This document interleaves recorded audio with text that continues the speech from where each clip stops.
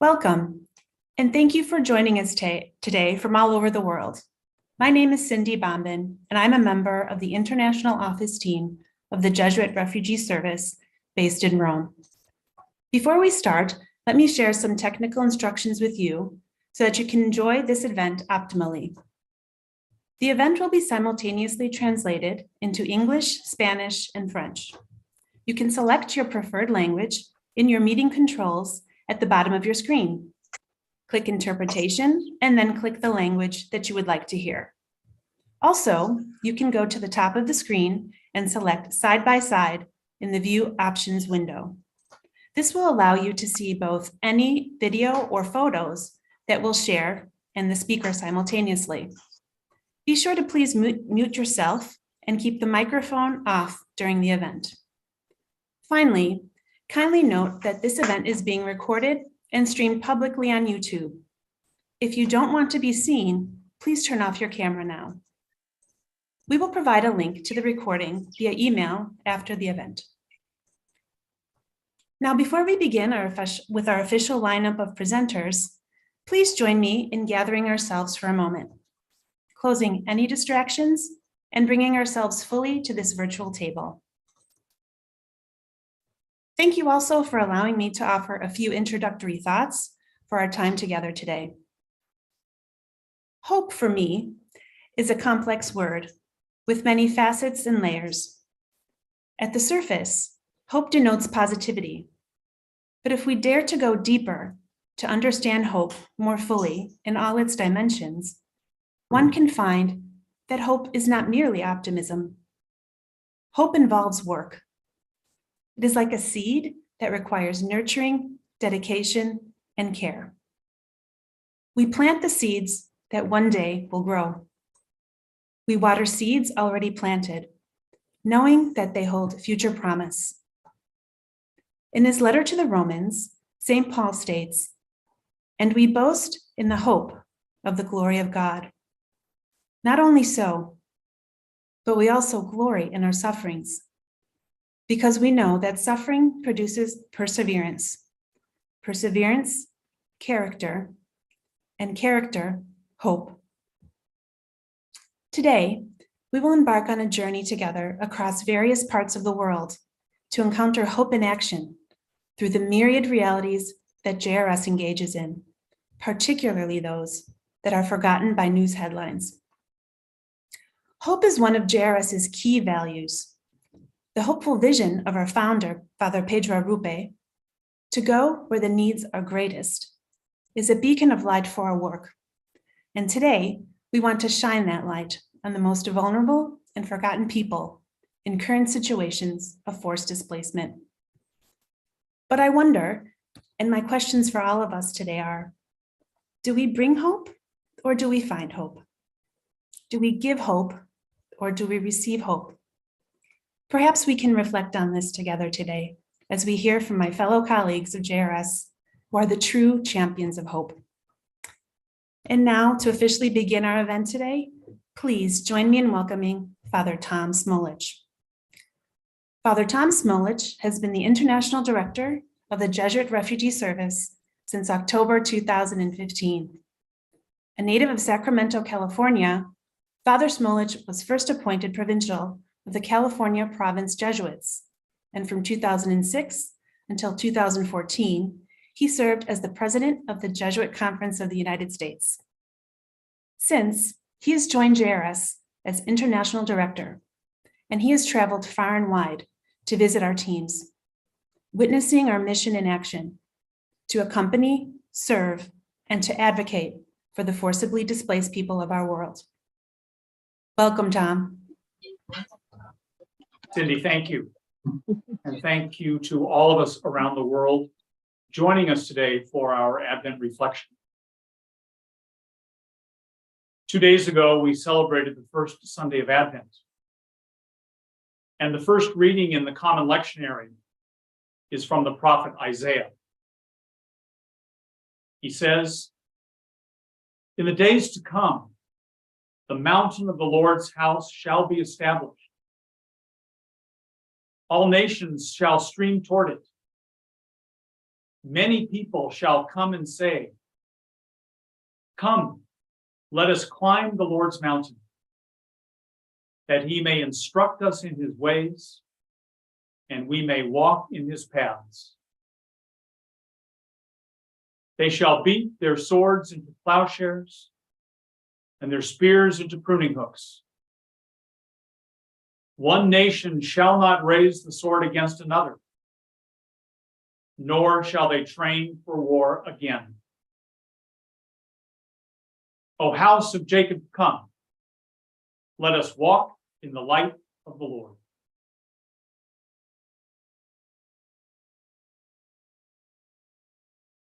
The Ukraine crisis reminds us that there are still too many spears and swords. Calling the crisis a martyrdom of aggression, Pope Francis has told Vladimir Putin to stop this spiral of violence and death, and has called on Ukrainian President Volodymyr Zelensky to be open to serious proposals for peace. We at JRS stand with Francis in praying and working for peace. Please join me in a visual reflection, reminding us of the victims of war in Ukraine and all people who have been forced to flee in search of safety.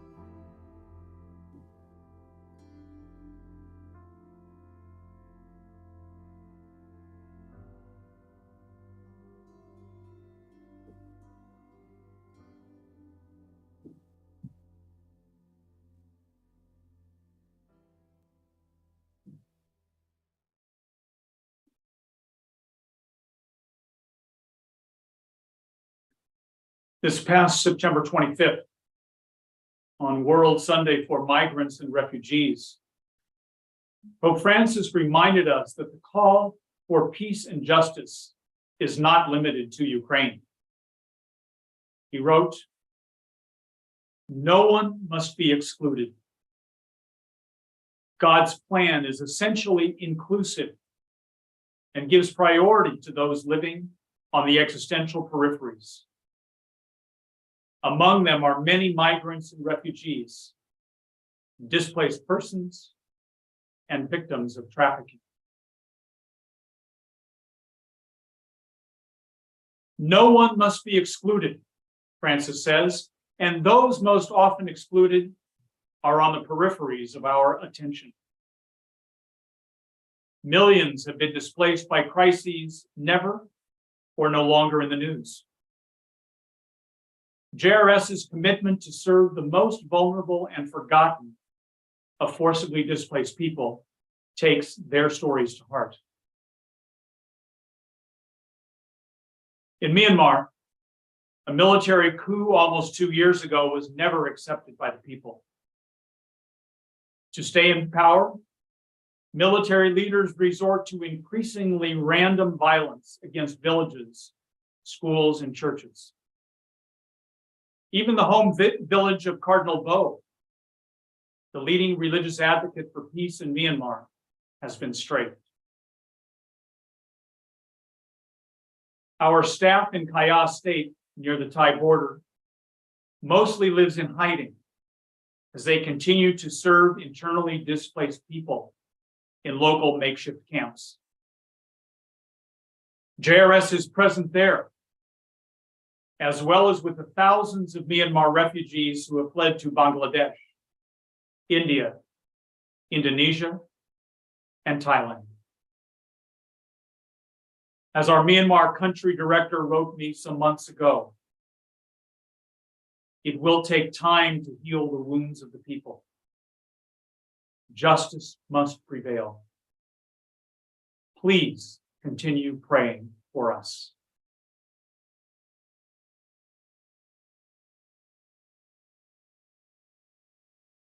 The northeastern corner of the Democratic Republic of Congo is spectacularly beautiful.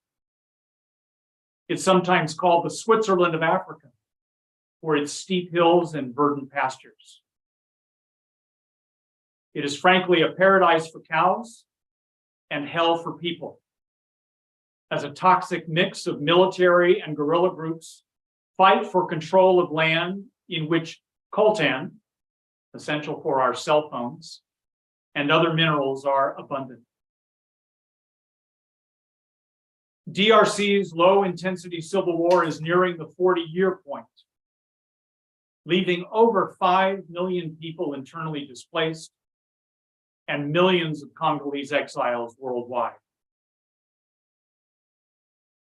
I suspect that most of you didn't know that 10 days ago, M23 guerrillas almost took Goma, the large border city across from Rwanda. Troops from Kenya were called in to save the day, and a tentative truce now holds. This near tragedy, and the tragedy of thousands of displaced Congolese in advance of the rebels, isn't even news. JRS remains present there. We took protection in Goma for a few days, waiting for the latest wave of violence to pass. We are now back at work, accompanying those who find hope in the fact that they are alive and that God is with them.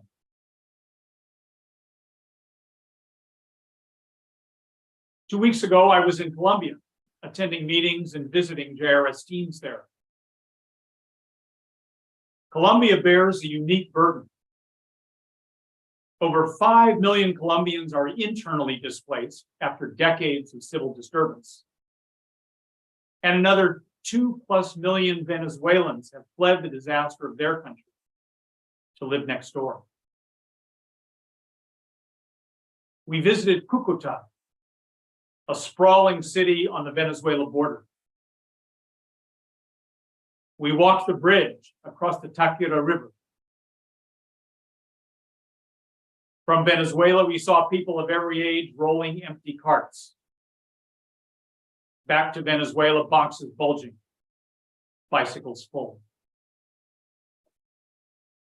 We trekked to Nueva Alianza settlement, a community of 42 families, mostly Venezuelan, who are building a town from scratch in hill country more fitting for goats.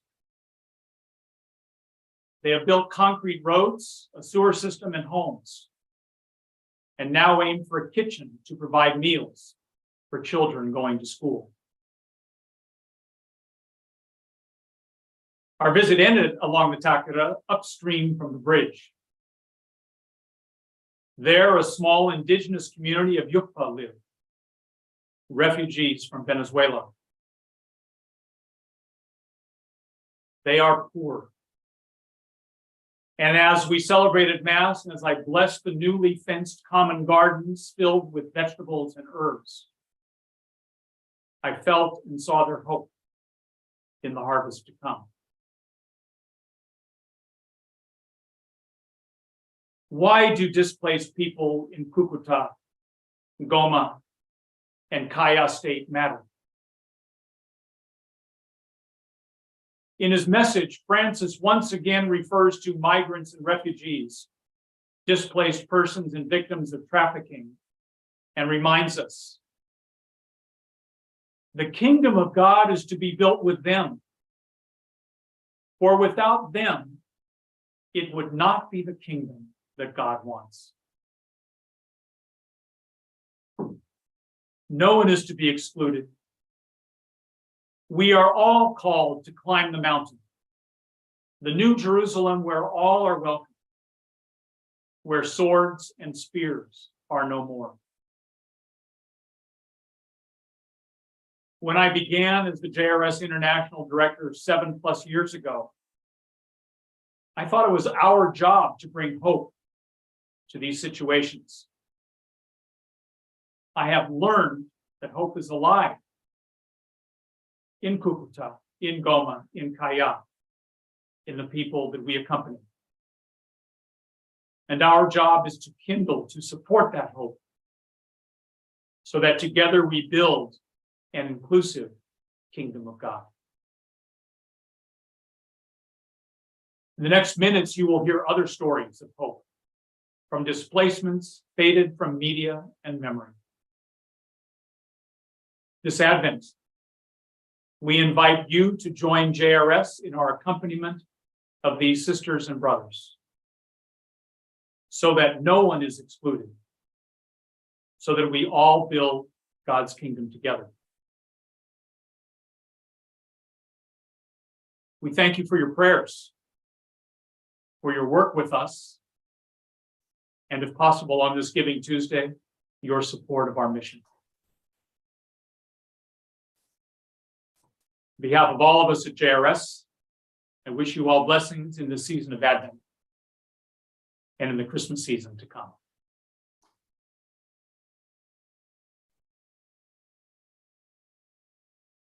Thank you, Tom, for your inspiring words and for being one of our chief champions of hope. I'm now honored to introduce Ms. Bashriya Sarwari. Bashriya originally joined JRS Afghanistan in 2016 as an English teacher, and until August 15th of 2021, she was the project director of JRS Kabul and country communications officer, undertaking needs assessments, organizing capacity building activities, and managing communications for JRS projects. Bashriya currently lives in Toulouse, France, pursuing a PhD in social psychology at the University of Toulouse, Jean Jaurès, on Afghan refugees. Welcome, Bashriya. It is wonderful to see you again and to have you with us today. Thank you, Ms. Cynthia, for the introduction. Am I audible?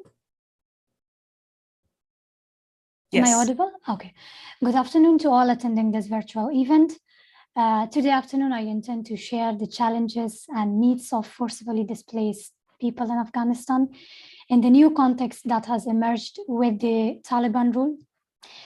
Amidst the challenges of IDPs, I shall highlight the interventions that could help harmonious living and integration among the IDPs or refugees. To my personal experience as a refugee, I shall also touch upon meaningful ways I personally fall back upon in times of distress and challenges. Afghanistan has suffered conflict and insecurity for more than 4 decades. Since the takeover of Afghanistan in August 2021, the country continues to witness shocking levels of suffering owing to the economic sanctions imposed on the country by the international community. The natural calamities such as the massive earthquake in 2021, drought, frequent flash flooding, and many more things have added to the sorrows of people, with their sufferings doubled. The future of the woman continues to be covered with a dark veil. With ongoing restrictions and systematic exclusion, women and children face heightened protection risks including intimate partner violence and child marriage for economic reasons. Women are at high risk of psychosocial distress in Afghanistan due to exclusion from higher education, professional training, employment opportunities, and participation in social, political, and economic life of the country. On the other hand, children across Afghanistan are increasingly vulnerable to disease and illness due to the combination of rising malnutrition, drought, displacement, drug abuse, and violence in the family, and lack of access to safe water, sanitation, and health services. The family pressure on the children to add resources to the family income forces the children to labor or beg rather than going to school. Given the contestant conflict background of Afghanistan, displacement is a common coping strategy for many Afghans. Internal displacement continues to affect the well-being and the welfare of internally displaced people in numerous ways. It leads to deterioration of their health, security, social life, housing conditions, livelihood, environment, and education. The suspension of services to IDP communities by the ruling government has increased the problems faced by the IDPs. The protracted IDP situation seriously jeopardizes the mental health of IDPs. The disruption of international funding, a liquidity crisis, and the impact of COVID-19 pandemic, soaring food prices, and job losses have pushed millions of Afghans in poverty, with more than half of the population now reliant on humanitarian aid to survive. Amidst all the challenges in Afghanistan, some humanitarian agencies like JRS are still reaching out to the people in need. I personally see the continuation and accompaniment of JRS to the forgotten people of Afghanistan as a source of hope. Recollection of my experiences of working with JRS among the displaced in Afghanistan, I have witnessed a positive outcome of the community building approach through the education programs integrated with peace and reconciliation. Such interventions have proved to be constructive in helping the displaced people and communities build a future together. As the IDP camps are composed of people from different ethnic groups and provinces, recreating right relationship is very important. Any platform that can bring people of diverse backgrounds has been an education center for the children or adults. Living as a refugee in Europe, I strongly feel the model of integration in the current setup is not much different than those followed for IDP integration.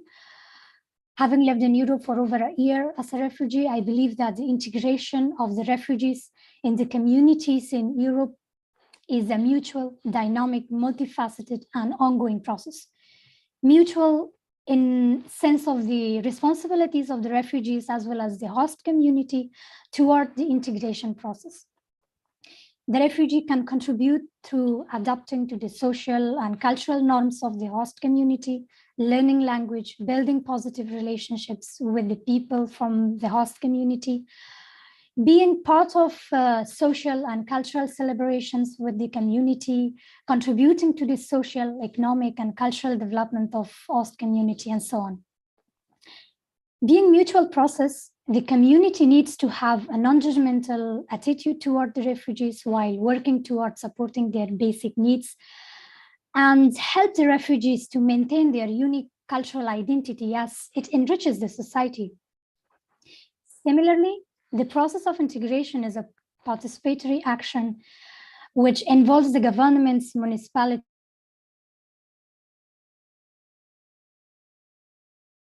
NGOs, members of the community, and refugees themselves to work together.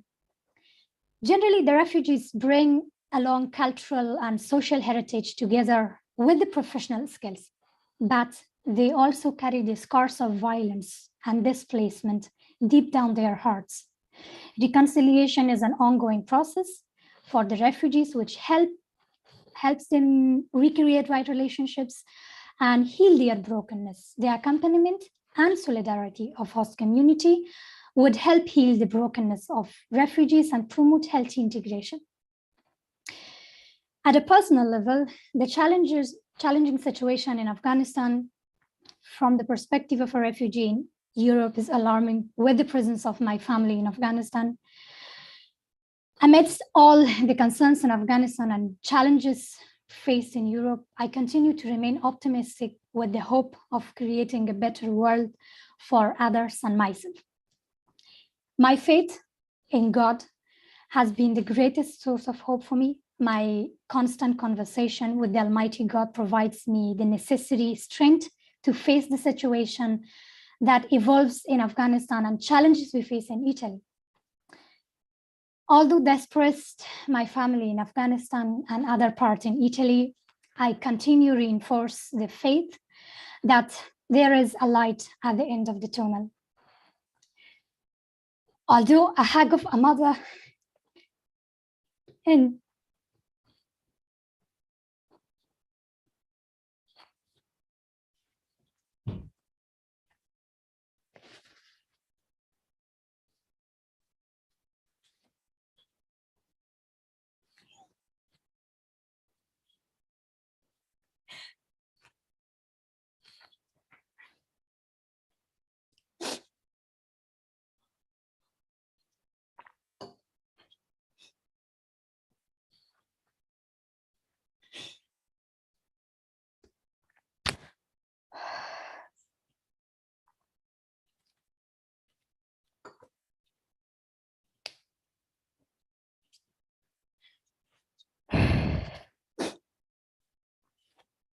sorry.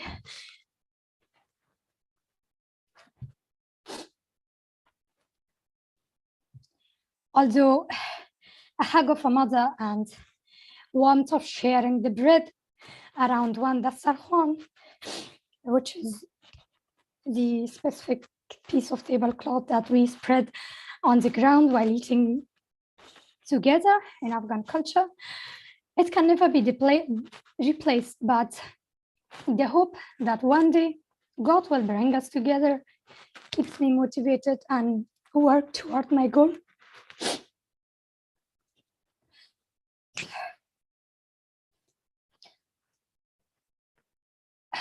Once a JRS family member, always a JRS family member, is filled with the support experience through the Jesuit from the international office and India together with the other collaborators in the JRS mission.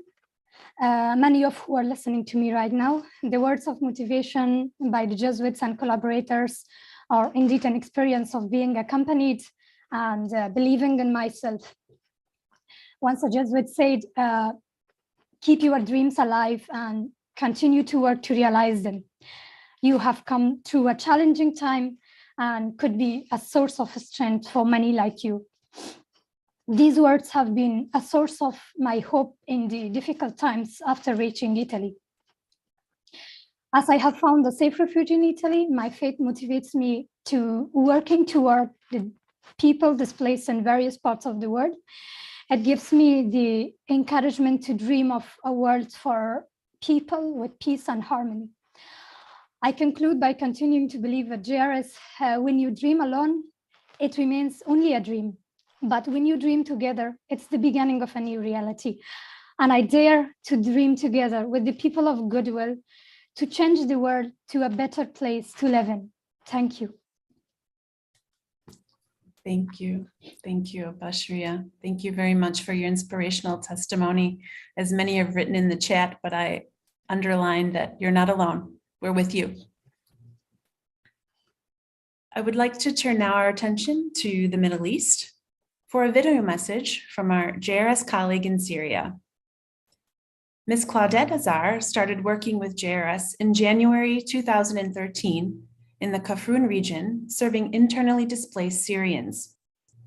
When JRS restarted activities in homes in January 2021, Claudette became JRS project director in homes, ensuring that our programs in both centers in the city, Bab Sabah and Al Kafrun, are responding to the needs of the many displaced people there, especially after over 10 years of conflict in the area.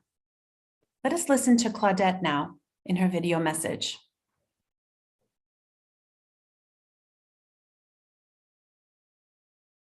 Greetings from Syria. I am Claudette, JRS Homes Project Director. Thank you for giving me this opportunity to be part of this event, to shed a light on my people's daily suffering and to emphasize our determination to survive a challenge and hope for a better future. Almost 12 years have passed since the beginning of the crisis in Syria. Day after day, misery, violence, and loss are increasing in families' lives. Poverty and deprivation surround them. The economic situation is very bad, and there is no hope for improvement soon. They cannot afford buying or purchasing their daily basic needs.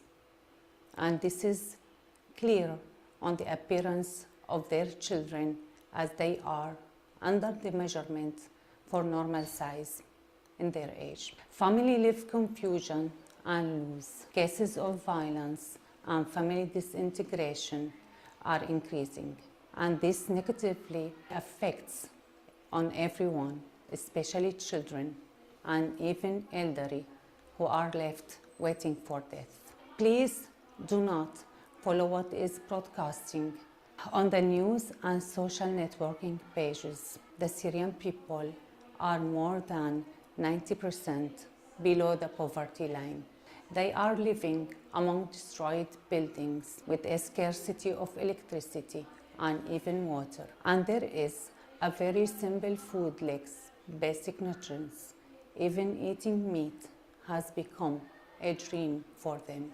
Most patients cannot afford buying their medicines, and they no longer caring if this will lead to their health decline or eventually to death. All what they are caring for is getting food to eat. While you are walking across the streets, you will see children and elderly searching into the garbage cans for food or anything that they can sell it and get money to buy food. Many families had to drop their children out of school and turn towards child labor, even pushing their girls for early marriage, just to get rid of their financial burden. Not to mention the girls who have no provider, that tend to sell their bodies and do immoral jobs to get money so they can buy food for their families. But all of these strategies, it's not only for the internal displaced Syrian people, it's also for all the Syrian people inside Syria, as they struggle to survive in the most difficult circumstances. Also, never forgetting that many families who throw themselves between the arms of the sea and the dangers of traveling, trying to reach other countries, looking for peace, safety, and decent life. The war destroyed not only the buildings, schools, and hospitals, but the souls that needs support to rise up again. This is what encourages us to become more determined and challenged to this difficult reality.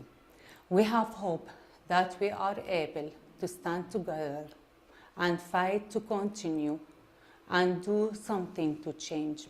In educational and community building centers, we care and accompany children and families. We are present by listening and providing real service. We seek to rebuild Syrian society and be peacemakers.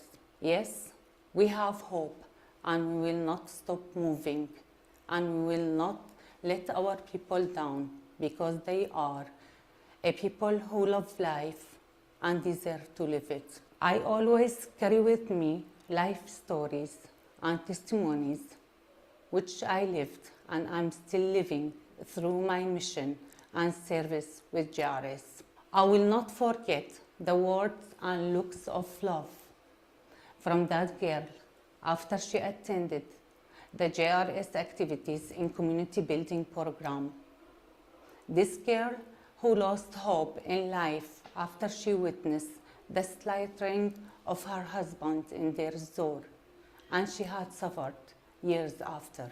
Not even those ladies, the old ladies who were attended to JRS activities, who said that JRS brought them back a ray of light in life. They said, now we have a reason to wake up early and comb our hair, that we are still important for others. As for that shy and frightened child who lost his father in war and had to work by collecting woods and selling it so he can get money to support his family.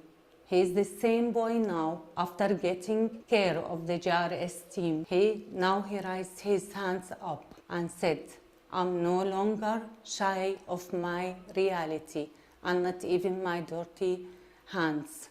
He is proud of himself and confident in himself that he can continue his education and hope for a better future.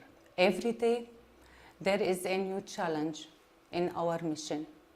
This is achievements and the joy we see in the eyes of beneficiaries in our centers and the renewal of hope in their hearts motivates us to be more in solidarity as a group and to coordinate with other associations so we can reach to a better service. Despite 12 years of economic, psychological and social exhaustion, and that is increasing day by day, but we still have hope for the rise of Syria of love, Syria of civilization, and we have faith in our mission with JRS that we are able to make change and to reach for a new Syria.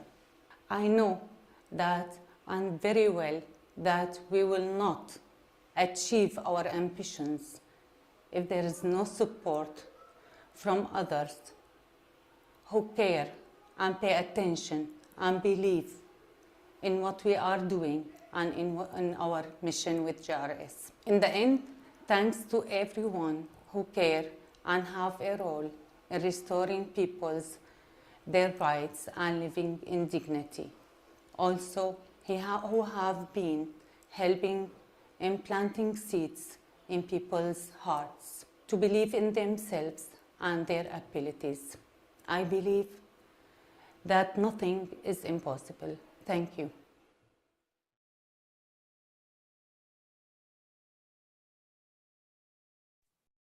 Thank you, Shukran, Claudette, and the JRS team in Syria for your dedication to nurturing hope in such prolonged and protracted situations. I now have the privilege of introducing you all to Matt Ippel. Matt is a Jesuit in formation from the U.S. Midwest province of the Society of Jesus. He is currently studying theology at the Jesuit faculty of Sainte-Serve in Paris and works with JRS France in the accompaniment of asylum seekers while supporting in areas of Ignatian spirituality and in our global online formation course. From 2018 to 2021, Matthew worked with JRS South Sudan in the refugee camps in Maban, serving as the pastoral coordinator and assistant psychosocial coordinator. Welcome, Matt. It's always a joy to have you with us. Thank you, Cindy. And hello, everyone. I'd like to start by sharing a story from my time with JRS in South Sudan. It was the 11th of June, 2019, a typical Tuesday. I rode my bicycle in the morning to the Doro refugee camp, the largest of 4 refugee camps for over 170,000 Sudanese refugees in Maban, the northeastern part of South Sudan. This morning at the JRS Doro Center, we had the Youth Acrobat program, essentially a martial arts initiative for the youth. The trainer, Isaac, himself a refugee, would also be at the center. Isaac and I became close friends, and together we developed a reflective and interpersonal dimension to this Acrobat program. The JRS Doro Center operates a psychosocial and educational center for all walks of life, especially the most vulnerable. These refugees fled from their homeland in the neighboring Blue Nile region of Sudan due to armed conflict and persecution. And for over 10 years, they have sought refuge in Maban, which has become home to some of the most isolated refugee camps in the world, a home of people in a largely forgotten and forsaken place. On this particular morning, at the end of the acrobat practice, one of the youth approached Isaac and myself to inform us that another youth, acrobat Nathan, was sick and had been hospitalized. Isaac and I drove to the hospital to find Nathan in terrible pain, his grandmother at his bedside. The doctors were running tests and said they would have more information that afternoon. I returned to the hospital after work to find Nathan's bed empty. The doctor approached me and said, "Matthew, Nathan passed away. His family has just moved his body home for burial." I went to the family's home to find hundreds of people in public mourning. It was one of the only times that I've ever seen some of these young acrobats cry. It was absolutely devastating. The following acrobat practice, I left early for the JRS Doro Center on my bicycle, amid tears, and practice didn't seem to make sense. Would Nathan's friends even show up? And when I arrived at the center, there they were. They showed up. Isaac and I discussed, and we agreed that it was important to open up a space for them to talk and to share. So we sat down in a circle, and one by one, each of the youth stood up and shared memories about Nathan. He was my best friend. He never said a mean thing to anyone. He loved being here. For the youth acrobats, returning to JRS made most sense because it was a space where they felt at home, a place where they felt belonging and created relationships. A week later, Nathan's family invited the acrobats to attend Nathan's funeral celebration. So we attended and the acrobats performed. And toward the end, Nathan's uncle came up to me and Isaac and thanked us for being a friend to Nathan. While like most adolescent boys, Nathan had his imperfections and challenges, but his uncle could not stop thanking us. Nathan found a home in JRS, he said. Nathan found a home in JRS. This is worth repeating because home is central to experiences of forcibly displaced persons who've been uprooted from their homes in order to survive.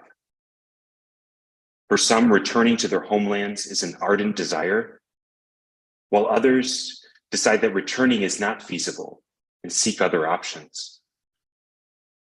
Returning to their homelands is even more complicated, given that forced displacement has become a protracted reality. And yet home is not only a physical space, but also has communal, spiritual, relational dimensions. Home is a vital space, a space in which life emerges and where fuller life is received and offered. Nathan found a home in JRS. For me, this phrase reveals three things as I reflect on my own time and work with JRS.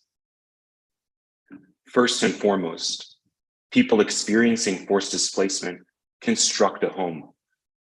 Amid the uncertainty of one's duration in a refugee camp, or the challenges of resettlement and integration into a new community, they build relationships with others, forming a community.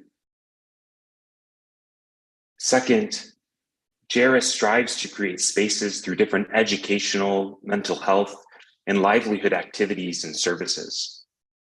People are welcomed and respected as human beings in these spaces where healing and reconciliation can take place. Accompanying refugees not only towards survival, but so that they might have life, more fully, more authentically.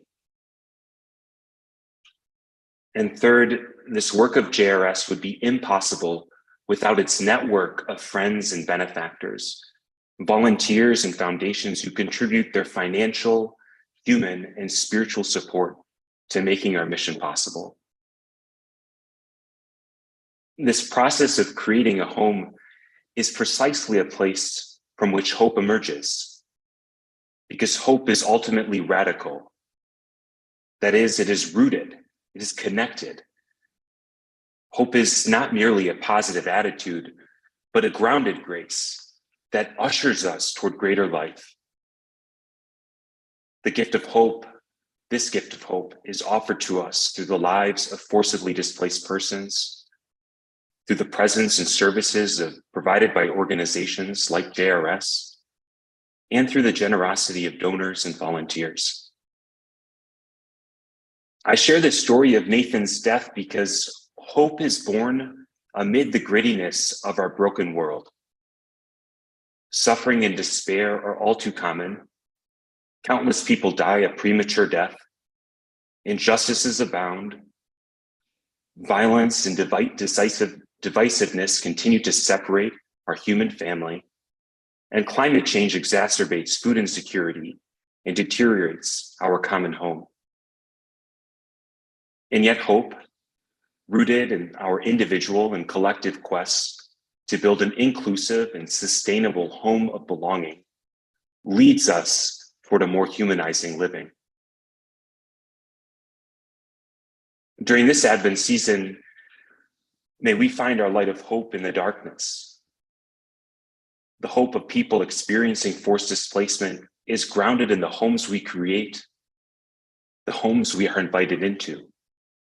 Homes of belonging and hospitality, homes of compassion and tenderness, homes of justice and reconciliation. Through Nathan's death, I witnessed the rootedness of home, the blossoming of hope, and the gift of life that humanizes.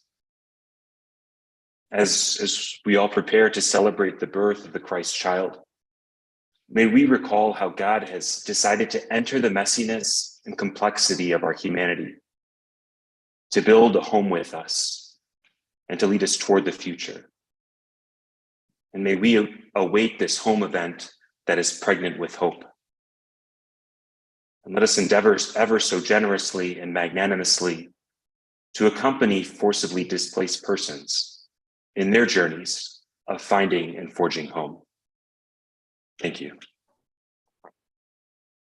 Thank you so much for sharing this moving experience, Matt, and of how finding home is hope for so many. Now, please join me in welcoming another exceptional JRS colleague and champion of hope, Mr. Alvaro Valpuesta. Alvaro, born in Pamplona, Spain, studied at Jesuit institutions through secondary school, where he discovered his passion was teaching. He worked for 2 years as a primary school teacher. During this time, many stories, people, news, reflections, and realities ignited within him the desire to know firsthand the reality and culture of a sub-Saharan African country and what it means to better grasp a way of life that will help each person to grow and develop fully, no matter the context they are in. This led him to embark on the Volpa volunteer program and to travel to Tanzania with JRS, where he's currently involved in developing educational projects for children with disabilities. Welcome, Alvaro. We are so glad you're here with us today. Okay, thank you very much, Cynthia, for the presentation. And I would like to also thank our colleagues for the nice presentations and yes, very great and touching presentations they have done up to the moment. And also thanking the opportunity to participate here and bring some light to the situation of children with disabilities. Not just in Tanzania, but I guess in other parts of the world it will be the same. So first of all, I would just like to recap. I am actually working in JRS Tanzania, where the country is hosting around 200,000 refugees, mostly from Burundi. but also from Congo. And there is actually a big situation of chronic underfunding. For example, with UNHCR funding decreasing at a rate of 20% yearly. So that means a lot of protection issues, lack of essential food, lack of essential services, because there is also a closed policy of encampment. So that makes the life of the refugees here in Tanzania pretty tough. And then today we want to focus more on the children with disabilities. In 2020-2021, JRS found that the situation of children with disabilities was very bad, and no organization or group was working together with them to ameliorate the situation. So JRS decided to do an assessment in collaboration with other stakeholders, and it was found with quantitative data that effectively these children were in a very bad situation and very unattended. For example, in schools, the assessment was focused in schools. There were no special facilities for them, even going to the bathroom, which was very critical. There are no trained teachers that could teach them. There were no special materials, no even desks. Well, so that the assessment found that really the situation of these children was very bad. And this bad situation also in the school was critically affecting their protection. Many of their parents choosing to have their children just at home instead of bringing them to school. And actually some of the things that JRS found after starting its projects in those meetings with parents is that parents were telling JRS, how come am I going to bring my children to school? I know there are no even desks, there are no facilities, there are no materials, there are no teachers ready to train them. I know that if I send my children to school, all the other children are going to laugh at him.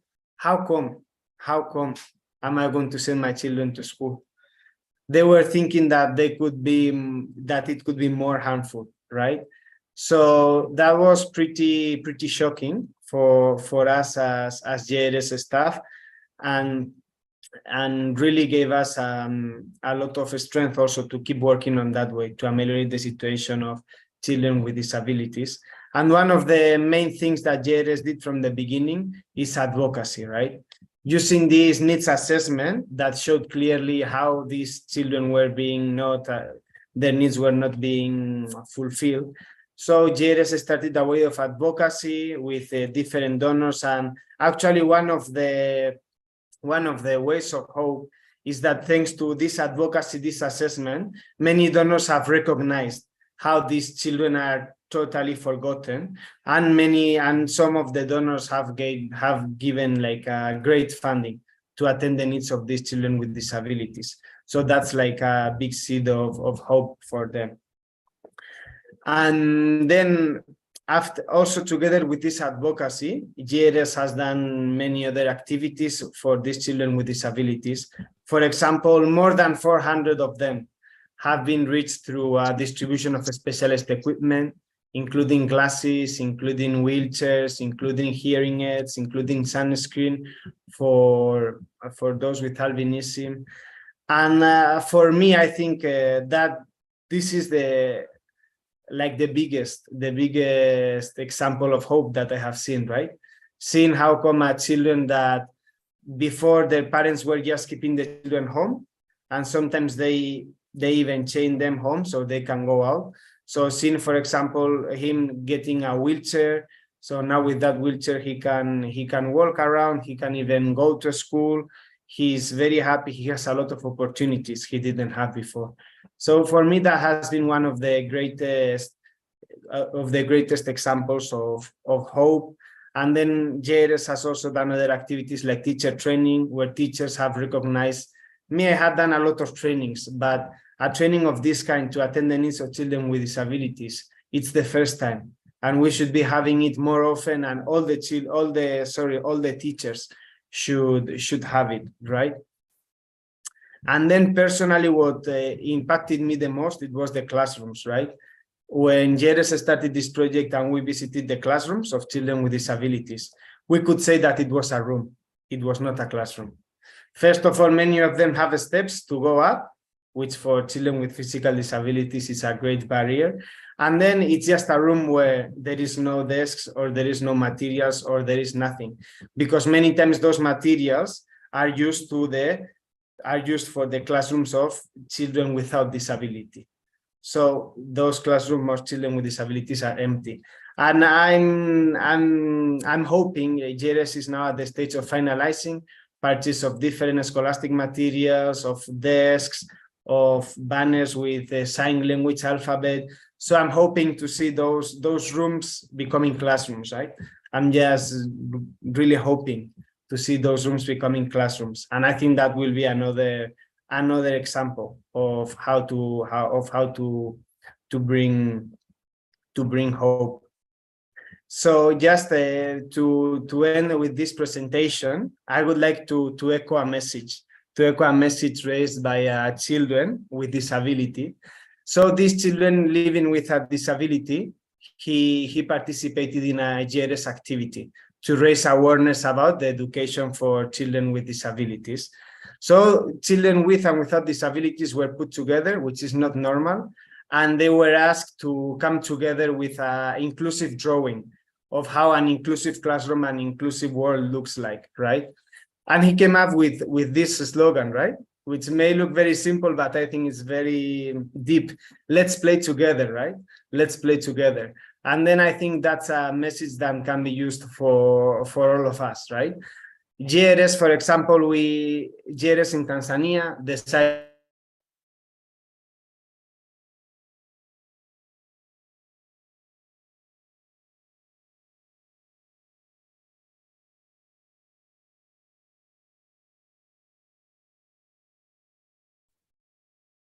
Oh, we lost you for a moment there, Alvaro. I'm sorry.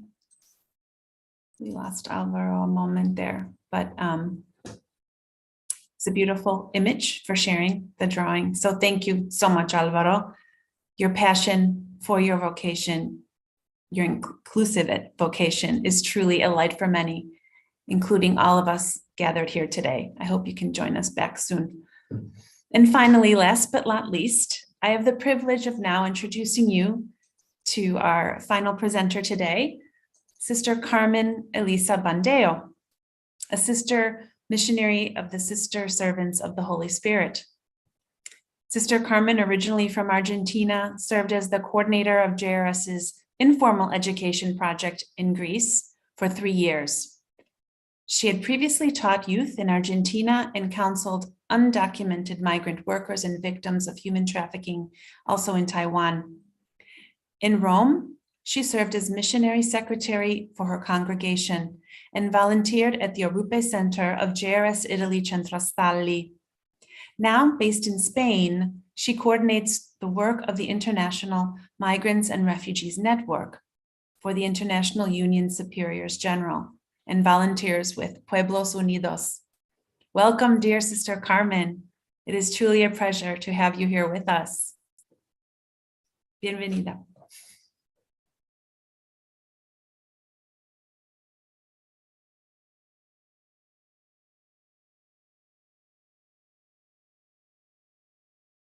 No, Sister Carmen, we have to unmute you. 1 second. Perfecto. Echo. ¿Se me Gracias. escucha? Muy Sí. bien. Gracias. Gracias por la posibilidad de compartir con ustedes. Gracias por todo lo que hemos recibido en este compartir de unos momentos. Muy bien, como ha dicho Cindy, en estos momentos estoy en Madrid, luego de haber trabajado por 3 años en Grecia. Cuando me habéis propuesto compartir sobre la esperanza, construyendo un mundo donde nadie quede al margen, le pedí a Milagros Sandoval, otra hermana sierva del Espíritu Santo de mi congregación, quien vive en Atenas, que me ayudara. ¿Por qué? Quisiera explicarlo con un canto que me gusta muchísimo y dice así. Se llama La belleza de la trama. Cuanto más hilos se trenzan, más hermoso es el diseño, reflejando los colores que pintan el universo. La belleza de la trama le viene de lo complejo. Requiere mucha paciencia hacer un tejido nuevo. Hay que ponerle coraje por dar gozo y sufrimiento con la fuerza de tus manos, los latidos de tu pecho. Hay que inaugurar talleres donde viva lo diverso, refugios de la esperanza, lugares de nacimiento, donde nadie quede afuera de la fiesta y del encuentro. Remendemos los desgarros que nos va dejando el tiempo. Es hora de ir anudando y de juntarse en el intento, desatando aquellos nudos que nos fueron sometiendo. No hay tarea más urgente que tejer junto a mi pueblo las redes de la justicia que nos vayan sosteniendo, hilvanando la utopía con los hilos de sus sueños.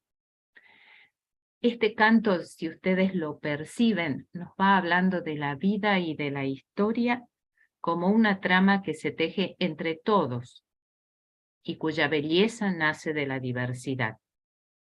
Eso es lo que yo me traje de Atenas, un tejido de rostros, vivencias y aprendizajes que hicieron más vivaz y colorida la experiencia que hoy puedo ofrecer. Necesitaba dialogar y contrastar lo vivido con alguien y decidí hacerlo con Milagros, que es quien continúa mi trabajo allí. En Atenas encontré y compartí con mucha gente. Hoy quiero centrarme solo en las mujeres.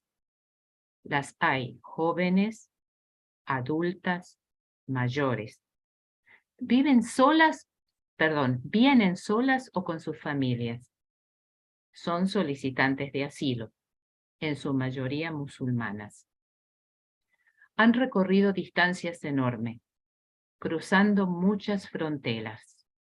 No solo me refiero a las geográficas, están también las socioculturales, como ser el convivir de manera más estrecha con otros varones, cambiar su estilo de vestimenta, etc. Las fronteras religiosas, al entrar en contacto con el mundo cristianizado de Europa. Las fronteras económicas, para muchas tener que aprender a vivir en condiciones más precarias, vivir en las márgenes de una sociedad que no siempre las acepta.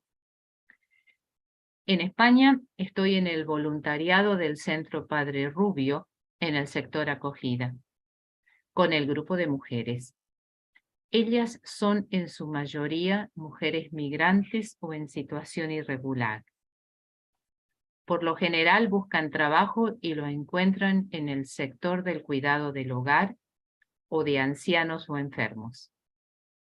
Trabajo oculto, informal, sin cotización, sin derechos, precario y donde se pueden cometer muchos abusos.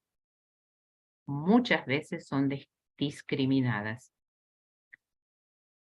Milagros y yo hemos preguntado a las mujeres, tanto en Atenas como en Madrid, ¿cuál es la fuente de su esperanza? ¿Por qué están aquí? ¿Por qué han dejado todo y se han venido? Y han respondido, por la fe, por los seres queridos, por los sueños e ideales de un futuro mejor y más feliz. Las mujeres católicas dicen, Dios y la Virgen me ayudan, me protegen. Las mujeres musulmanas, Inshallah, si Dios lo quiere, en nombre de Dios. Unas y otras lo hacen por sus seres queridos, por sus hijos cruzan montañas, cruzan el mar, vienen a tierras desconocidas para dar una vida mejor a los que aman. Por ellos también estudian para poder ayudarles a construir un futuro mejor que el que ellas tuvieron. Milagros y yo no podemos olvidarnos el gozo de nuestras estudiantes en Atenas cuando han recibido el pequeño diploma que acreditaba su participación y superación en los cursos. Para muchas fue el primero en su vida. Por personalidad, La alegría es parte esencial de mi forma de ser, y ver lo positivo del otro, de la situación, se me da espontáneamente. Soy de convicciones fuertes y aprendí a luchar por lo que creo. Soy perseverante y paciente. No me ha costado mucho mirar el futuro con esperanza, pero mi experiencia de Dios ha madurado aquellas características naturales. Dios es alguien vivo y presente en mi vida, quien está acompañándome paso a paso. La seguridad que esto me da ha logrado que, aunque pasen los años y haya desilusiones y fracasos, continúe mirando la vida y mis sueños con esperanza. Sí, al pasar el tiempo aprendí que la esperanza no significa que todo irá bien, que todo tiene un final feliz, sino que todo tiene un sentido más allá de los resultados. Mi experiencia de Dios me va mostrando el camino para ir descubriendo ese sentido y eso nutre mi esperanza. Creo que el sueño que el padre Arrupe tenía, su docilidad a la voluntad de Dios, fue el motor que la impulsó. Dios era la fuerza de su esperanza. La comunidad que forma el GRS es la comunión de las esperanzas de todos aquellos que adhieren a este sueño. Y esto da vida y fuerza al servicio que ofrecemos. Y este servicio es el puente por el que las esperanzas de los más desprotegidos y marginados cruza para llegar a concretar sus sueños. GRS es canal, puente, camino de esperanza. Dice el canto, hay que ponerle coraje por dar gozo y sufrimiento con las fuerzas de tus manos, los latidos de tu pecho. Hay que inaugurar talleres donde viva lo diverso, refugios de la esperanza, lugares de nacimiento. Estas mujeres solicitantes de asilo en Atenas, migrantes irregulares en España, han puesto coraje al dar el paso que las trajo a estas tierras europeas. Ellas, Milagros y yo, hemos bordado nuestra historia personal con los gozos, alegrías, fracasos y sufrimientos, con nuestra fe y nuestros sueños. Los programas y proyectos del GRS y tantas otras organizaciones que buscan crear espacios donde construir una sociedad más inclusiva son refugios de esperanza. Son los caminos que conducen y orientan la esperanza de todos, la de ellos y la nuestra, donde nadie quede afuera. Los desafíos, lo dice muy bien el canto. Remendemos los desgarros que nos va dejando el tiempo. Es hora de ir anudando y juntarse en el intento, desatando aquellos nudos que nos fueron sometiendo. No hay tarea más urgente que tejer junto a mi pueblo las redes de la justicia que nos vayan sosteniendo, hilvanando la utopía con los hilos de sus sueños. Todo tiene un sentido en la historia. Dios presente en ella está tejiendo el futuro. Un mundo nuevo donde todos, incluyendo la creación entera, está incluida. Este tiempo de Adviento, este momento histórico, es una invitación a continuar tejiendo el sueño de Dios y no desfallecer en nuestra misión de ser canales de esperanza. Gracias por estar y por aceptar mi compartir. Ahora los invito a que hagamos un breve momento de silencio para encontrarnos nuevamente con nosotros, sentirnos a gusto, sentirnos at home en el hogar, como decía Matt, y preparar nuestro ser para la oración con la que queremos concluir este momento,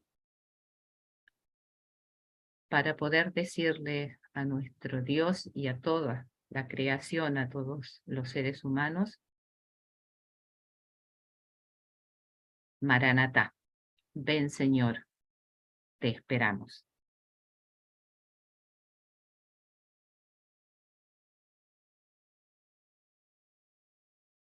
Lord God, you came to a world of war and conflict, where a few had freedom and power and control, where many were forced to move, excluded. People asked whether you were listening. As a young child among us, you were barely noticed. Yet you taught us your way of love, to see the good in everyone, friends, enemies, women and men, to know everyone has a contribution to make.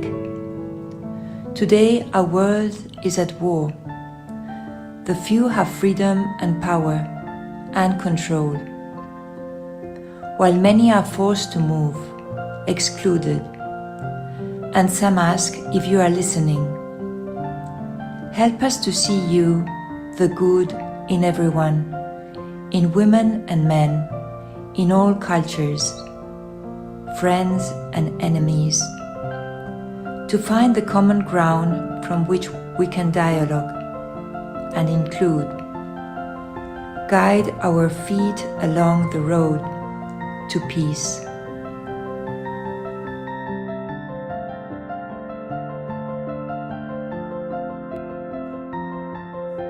Gracias. Thank you. As we conclude our time together, allow me to recall for us how even in the most overlooked situations, there is hope for a brighter future. Sincere and heartfelt thanks to Father Tom, Sister Carmen, and to all our presenters today who offered inspiring insights into how JRS is channeling hope in the most challenged and unforgotten parts of our world. And of course, we are most grateful for all of you who could join us to open this season of Advent together as one family rooted in hope. In the words of Pope Francis, hope never disappoints. Hope goes not alone, but together. So on behalf of us all at JRS, we wish you a season filled of hope and peace. Thank you for your comments in the chat. Thank you to our wonderful colleagues behind the scenes and all of you there. We will get back to you via email after the event with any questions you had. Please remember to keep in touch with us by visiting our jrs.net website or signing up for our newsletter. We would love to hear from you, especially during this Advent season. This concludes our event. Gracias, merci, shukran, thank you, grazie.